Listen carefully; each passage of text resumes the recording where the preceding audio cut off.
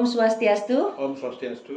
Kembali lagi di channel Santi Dharma Chandra. Saat ini edisi khusus yang sangat menarik. Santi berada di kantor PHDI Provinsi Bali bersama dengan Pak Putu. Baiklah, Swastiastu Pak Putu. Swastiastu lagi sekali. Bagaimana kabarnya?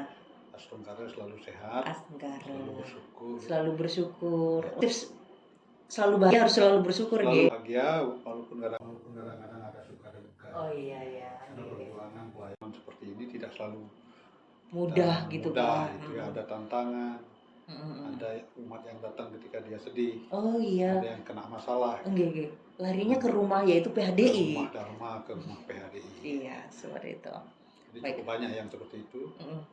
Dari pagi sampai sore ada yang seperti itu. Iya, luar biasa ya. Semoga para pengurus PHDI dimanapun berada selalu sehat, selalu semangat untuk melayani umat, seperti itu. Baiklah, Pak Putu, Santi mau cerita nih. Santi kan Dharmika sudah sekitar 2 tahun ini ya. Sudah 2 tahun. Sekitar 2021 Santi Sudiwidani di Jakarta Selatan di Pedanda Panji di Lenteng Agung. Panji. Sogata ya. Iya, Sogata itu. Dan di Jakarta Selatan Santi Sudiwidani dengan beliau dan Astunggara sekarang ya interest belajar agama Hindu ya seperti ini, kayak diskusi karena banyak masyarakat atau umat yang pengen belajar agama Hindu tapi bingung mau belajarnya dari mana seperti itu kan. Jadi ya udahlah Santi bikin konten-konten untuk lebih menarik seperti itu. Baiklah, Santi untuk secara ini mau tanya nih, di PHDI itu ada nggak sih siapa Pak untuk bimbingan atau komunitas Dharmika atau apa ya, kayak dari PHDI ngasih ilmu-ilmu ke Dharmika yang baru-baru seperti itu, karena kan banyak Dharmika itu ada jalur pernikahan karena nikahlah sama orang Hindu laki-lakinya atau istrinya seperti itu kan. Terus ikut agama yang diajak menikah. Yang diajak menikah. Tapi kalau Santi ini kan Santi pribadi, bukan karena faktor keluarga atau faktor suami gitu kan atau pernikahan, enggak seperti itu. Ada nggak sih ada naungan dari PHDI untuk perhatian ke Dharmika? Om Swastiastu.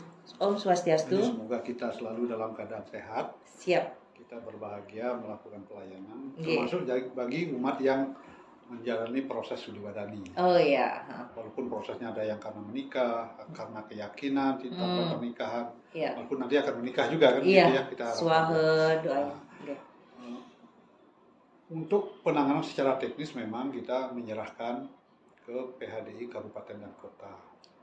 Yang biasanya dibantu oleh kecamatan sampai desa-desa karena kan wilayah Bali ini luas. Iya. Jadi kalau mereka misalnya berpindah atau menganut agama Hindu di wilayah Bangli itu, jadi PHDI Bangli yang menangani prosesnya itu.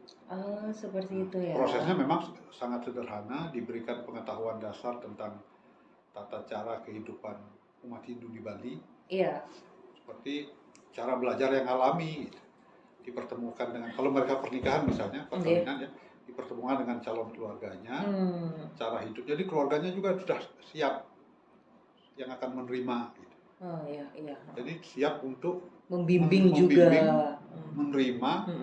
Dan juga kalau sewaktu-waktu perlu sesuatu yang memang tidak dipahami ada masalah, silakan datang ke PHDI kembali. Iya. Sekarang kan sudah zamannya digital kan, tukar nomor telepon itu bisa memberikan kemudahan literasi ya, sekarang ini ya. Misalnya begini, gimana? Tidak selalu harus ada yang berceramah gitu, memberikan dharma wacana. Tapi menunjukkan materi yang bagus. Ini materinya bagus kalau problemnya seperti ini, kasih konten yang bagus misalnya.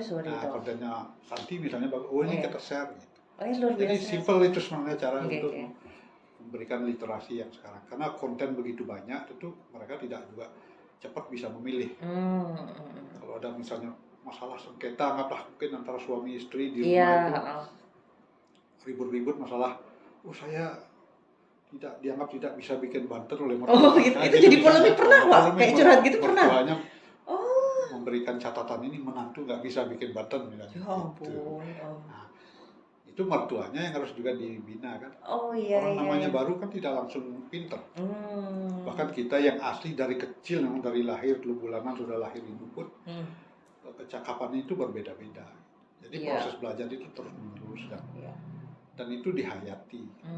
Nah, kalau yang asli, yang mereka memang dari lahir sudah Hindu, dia menjalani proses itu 24 jam, mulai ketika ada upacara di rumah di Merajan gitu. Iya. Kemudian di Puro Desa, Iya. di Dangkayangan sampai Satkayangan, di Puro Besaki yang paling besar itu. Iya.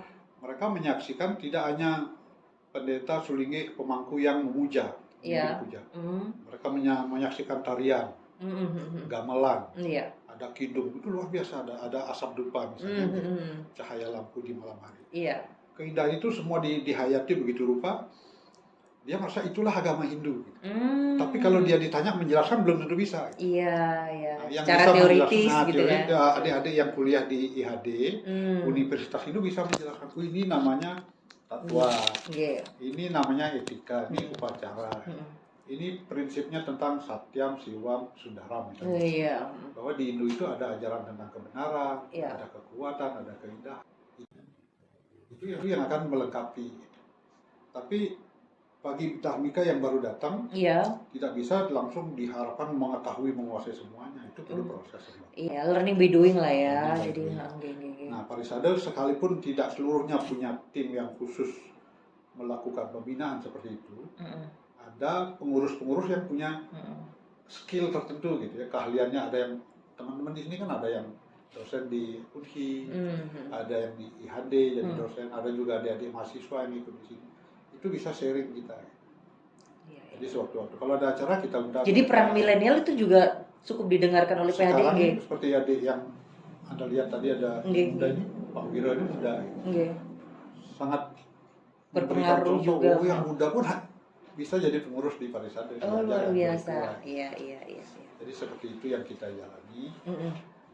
Dan sejauh ini yang saya lihat dari laporan setiap ada pertemuan misalnya Pusat Muhammadiyah, ada laporan-laporan dari kabupaten kota bahwa prosesi yang Sudiwadani yang beragama Hindu itu cukup banyak, ratusan ya tiap tahun. Kalau diakumulasi seluruh Bali itu sudah 1.000 lebih yang tercatat. Tahun per tahun seperti itu. Ya udah. Karena kan memang dengan ajaran Hindu itu kita bisa ingat leluhur ya. Semoga dengan kembalinya mereka ke ajaran Dharma, jadi menciptakan generasi-generasi yang ingat dengan leluhurnya. Baiklah, dengan melahirkan hampir setahun 1.000 dharmika, atau itu pun hanya di Bali, belum di luar Bali atau dimanapun berapa. Ada nggak sih kayak atau mau bikin komunitas atau apa ya, kayak perkumpulan dharmika yang benar-benar dinaungi oleh PHDI, secara ilmu diarahin, jadi kita merasa kekeluargaan itu dapat. Ada nggak sih siapa Pak rencana seperti itu? Kalau secara gagasan kan selalu muncul ini ya. Iya. Karena membayangkan ada, anggaplah kalau di organisasi ada alumni gitu ya. Iya. Yang pernah Sudiwadani di kabupaten ini kumpul. Iya, seru sekali sepertinya. Tapi mungkin belum terwujud dengan karena mereka jaraknya ada yang jauh sekali. Mungkin untuk datang pada hari H itu belum tentu bisa. Tapi dengan ide sini kami mendapat inspirasi, mungkin nanti kalau misalnya kita punya acara seperti ulang tahun PHDI ya, atau PHDI mengadakan acara entah donor darah, entah kerja sosial misalnya, memberikan pembinaan di komunikasi misalnya dengan warga binaan di LP ya. Kita bisa melibatkan mereka, mengundang mereka. Luar biasa loh. Sharing. Setuju. Kan kita tanggal 3 nanti Pak Nyoman ada acara ulang tahun. Di mana? Di PHDI Provinsi Bali. Kita akan memberikan penghargaan pada tokoh-tokoh Hindu yang punya kontribusi pada agama Hindu, pada PHDI. Kita akan tambahkan nih undangan para dharmika ini supaya mereka menyaksikan inilah yang dilakukan Parisade selama ini. Oh, seperti itu. Tidak hanya melayani mereka jadi Sudiwadani saja, tapi ada pelayanan lain termasuk Diksa Pariksa, Kesulihan. Kalau ada yang sengketa masalah membangun tempat ibadah pura misalnya, datang juga ke sini, kita mediasi. Dan masalah-masalah lain. Bahkan masalah perceraian. Sengketa waris pun didiskusikan ke sini, kita mediasi. Ke PHDI.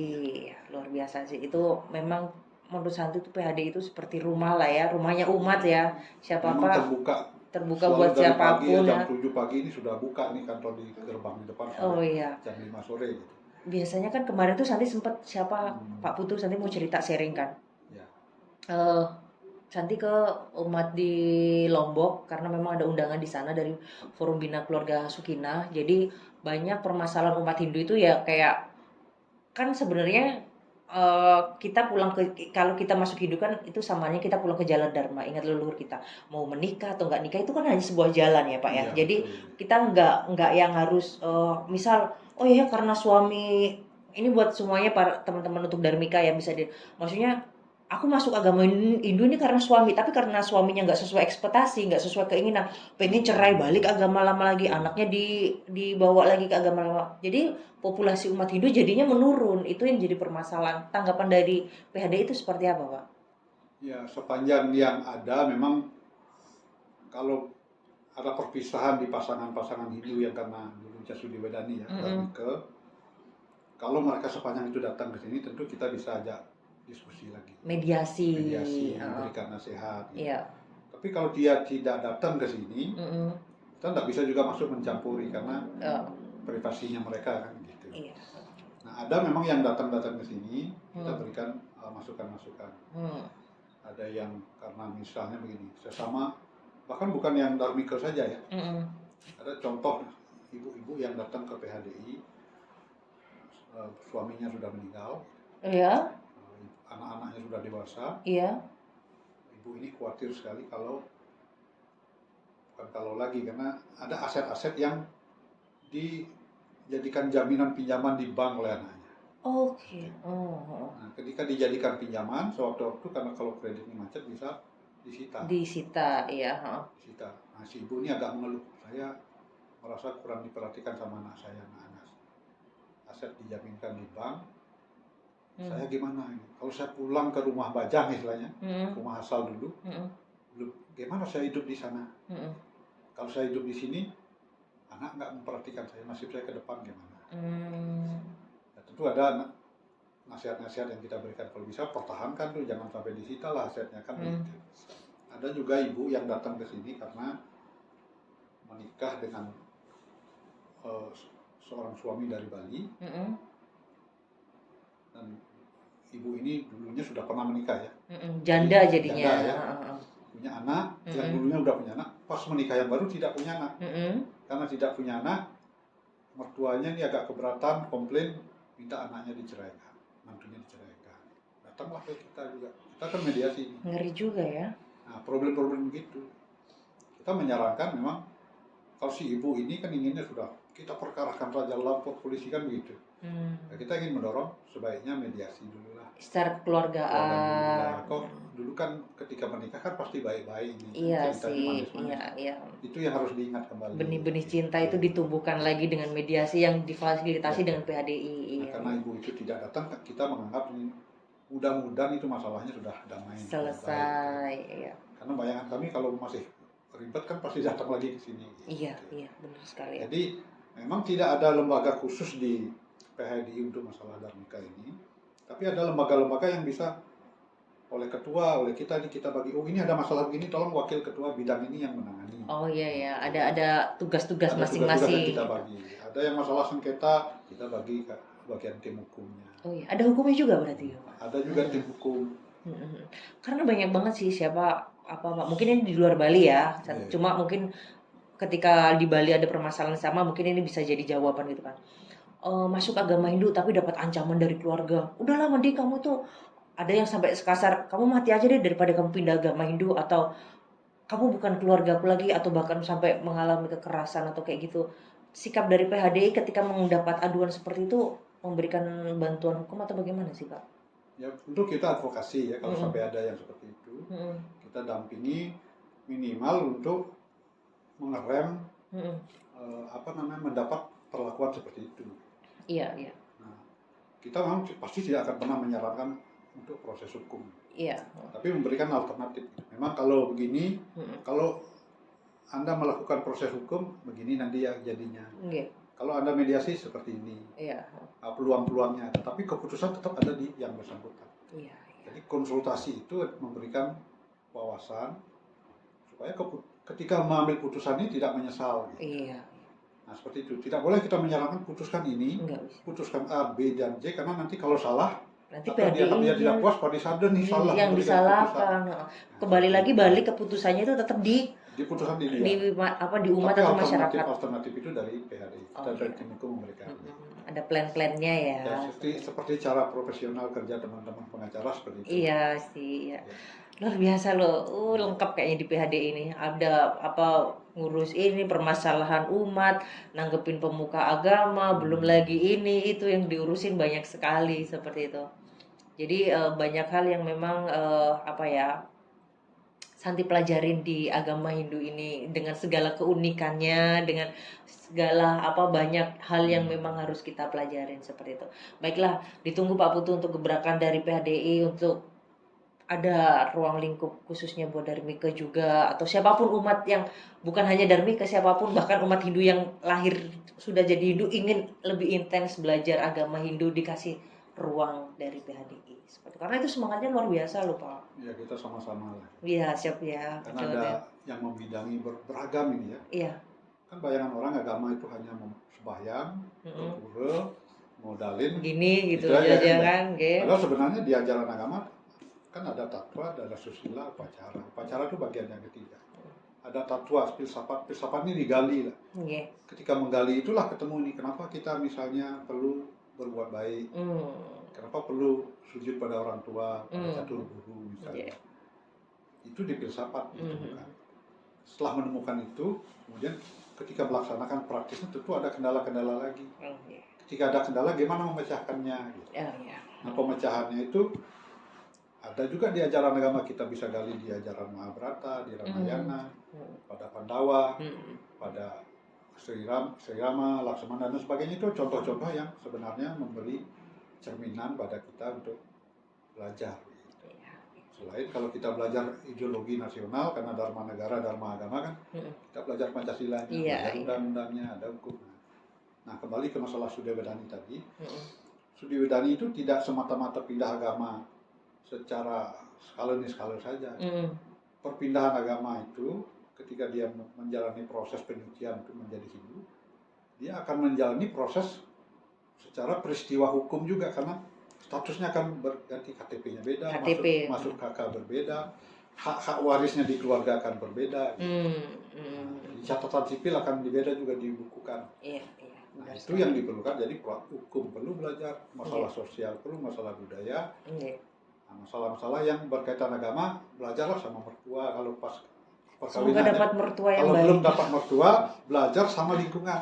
Sama lingkungan, iya. Sama lingkungan, Santi kan pasti punya teman, apalagi kemana-mana pergi ini wawasannya banyak, pengalaman empirisnya banyak, bisa disaring, oh ini bagus, ini bagus. Santi tuh seneng belajar loh Pak.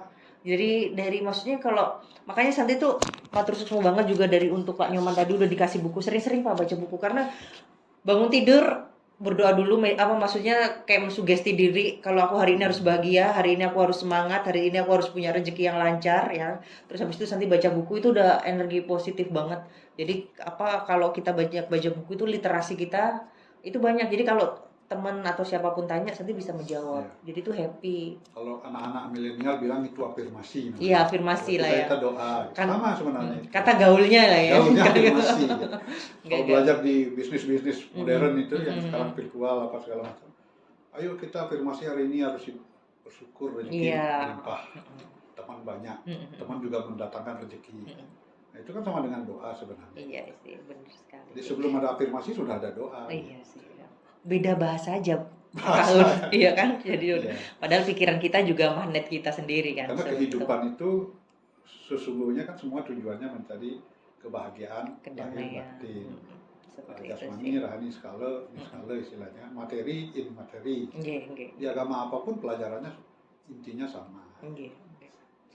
Luar biasa sih, jadi senang sekali gitu buat teman-teman Dharmika, jangan merasa sendirian, kita harus aktif. Mungkin kalau di Pura kan biasanya ada itu ya, kayak kalau di Jakarta itu ada tempe, kalau di sini kan ada kayak banjar ya, ada banjar dan ikut saja, ikut belajar menjahitan, ikut kegiatan-kegiatan di Pura Ngayah, dari situ kan kita dapat keluarga baru ya.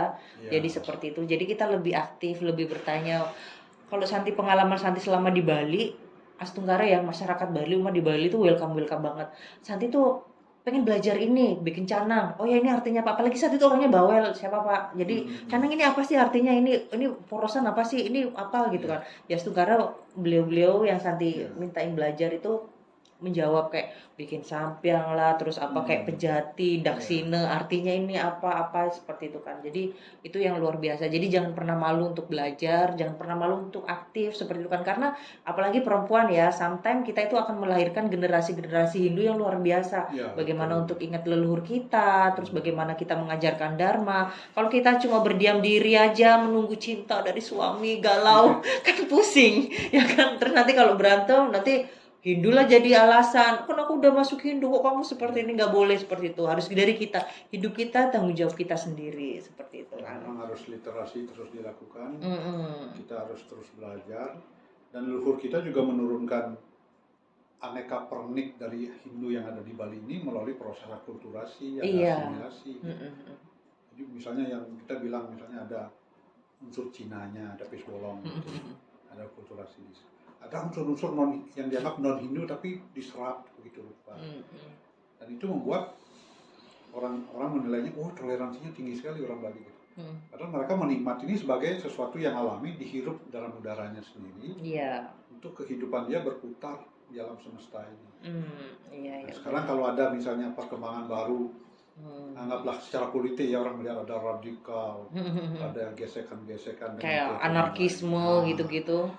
Nah, itu kembali hanya bisa dihadapi dengan sikap damai. Iya, harus dengan tenang. Kalau ada sikap-sikap lain, itu negara punya tangan untuk melakukan menegakkan hukumnya. Iya. Sudah ada tugas dari jadi kepolisian, kita boleh main hakim sendiri, tapi serahkan serahkan kepada negara. Kita dukung negara ini. Dan di PHDI kan diajarkan juga pada dharma agama, melaksanakan kewajiban agama, dharma negara. Dharma agama, dharma negara. Jadi kalau di umat Hindu itu nggak diajarin untuk kayak demo-demo melawan pemerintah, itu nggak diajarin, Pak? Nggak ada berarti di Hindu. Bersikap kritis, memberikan kritik, masukan itu boleh. Boleh. Pendapat kita. Satu guru rupake, orang tua. Guru pengajian, guru di sekolah. Guru wisesa yang pemerintah ini. Pemerintah kan tidak boleh juga kita lepas begitu saja, tidak diberi masukan. Harus saling ada feedbacknya ya. Tapi kalau untuk menjelek-jelekkan terus kayak gitu nggak boleh ya, di Hindu nggak diajarin. Itu kan di undang-undang juga nggak boleh. Nggak boleh seperti namanya itu. Pelecehan seperti itu. Penghasutan nggak boleh. Nggak boleh seperti itu. Baik luar biasa untuk kita belajar. Nasionalis di Hindu itu juga ada berarti ya, rasa cinta kepada. Sebelum NKRI yang ada, Majapahit ada, Sriwijaya ini sudah pranasionalis ini sudah ada sebenarnya. Kita kan mewarisi itu, dan sekarang kalau orang menganggap misalnya khusus bicara masalah Hindu, Bali inilah tempat yang melestarikan nilai-nilai yang dulunya telah ditinggalkan oleh saudara kita yang di luar. Dan sekarang ingin kembali ke ajaran luhur bahasa mereka kan begitu. Kalau Santi anggap sih Bali ini seperti kampus sih, Pak.